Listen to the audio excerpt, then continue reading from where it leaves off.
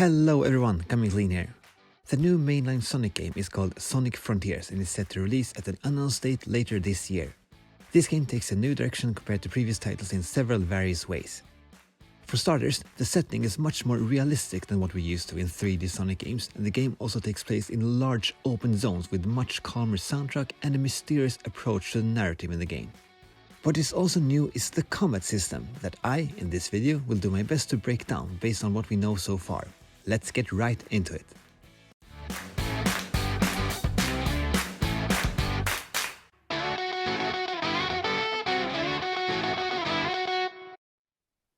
With some occasional deviations, the 3D versions of Sonic has over the years retained a simple, yet in my opinion largely enjoyable combat system, consisting of pretty much using your homing attacks on enemies as well as the boost mechanic to simply charge through them.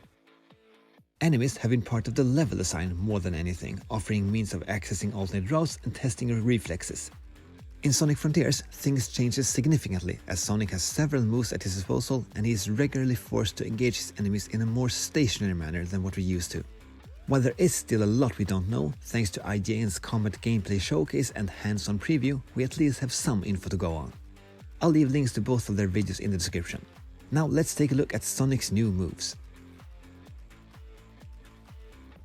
He still has his homing attack that launches you towards a nearby enemy. However, Sonic can now do follow-ups consisting of several various punches and kicks. These moves look very much in line with Sonic's martial arts inspired fighting style we've seen in various cutscenes in other 3D Sonic games. Sonic can also dodge attacks, and an overall important part of the combat seems to be to watch for your enemy's cues that they are about to attack, dodge at the right time and go for a counterattack. At this particular moment, the gameplay looked like it slowed down when Sonic dodged at the very last moment, which may suggest that you can perform something like a perfect dodge that may offer you some benefits. During the hands-on preview, it was also stated that Sonic can parry attacks, but I couldn't find any clear footage of this. By activating some sort of trail and running a full circle around one or more enemies, they are launched into the air. This move, which is referred to as a side loop, can be used to temporarily remove the impenetrable armor from this particular enemy type, giving you an extended amount of time to deal damage. Another utility of this ability is shown in this fight against what seems to be several non-armored weaker enemies. As they are launched into the air, Sonic can follow up with homing attacks, removing him from the other foes still on the ground. I think this looks to be a great way to add a strategic element to the fights, and the side loop ability also utilizes Sonic's iconic speed and implements it in a combat ability.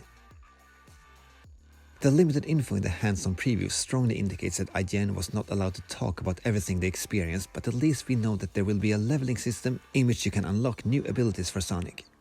Several of these were shown in the combat gameplay trailer, but their utility is not all that clear by the footage. For example, we have this one where Sonic remains stationary as he throws out multiple kicks that launches projectiles. This ability looks to be more powerful than the homing attack combo and is also used much less often in the footage provided by IGN, suggesting that it's an ability working on some kind of cooldown or possibly off of a resource. The same probably also goes for the rest of the moves we saw every now and then, including a powerful attack where Sonic zigzags through the air and finally lands on his opponent.